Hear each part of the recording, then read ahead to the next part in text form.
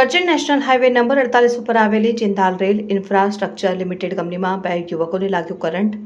યુવકોને ખાનગી વાહન દ્વારા સરકારી હોસ્પિટલમાં સારવાર અર્થે ખસેડાયા, પરંતુ કંપનીના કોઈપણ અધિકારીએ ખબર અંતર ન કાઢ્યાના આક્ષેપ। જિંદાલ રેલવે ઇન્ફ્રાસ્ટ્રક્ચર કંપનીમાં કોન્ટ્રાક્ટમાં કામ કરતા યુવકોનો આક્ષેપ છે કે અમને કોઈપણ પ્રકારની સેફટી આપવામાં આવતી નથી।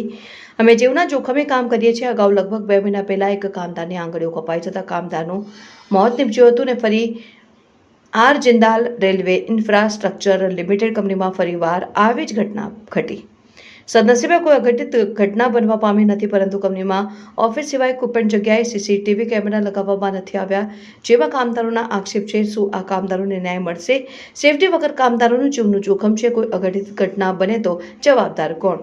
શું આ જિંદાલ રેલવે ઇન્ફ્રાસ્ટ્રક્ચર લિમિટેડ કંપનીનું મેનેજમેન્ટ આટલું બધું ઘોર લાપરવાહી કરે છે? આ મોટી કંપનીઓ કોના દ્વારા આગળ છે?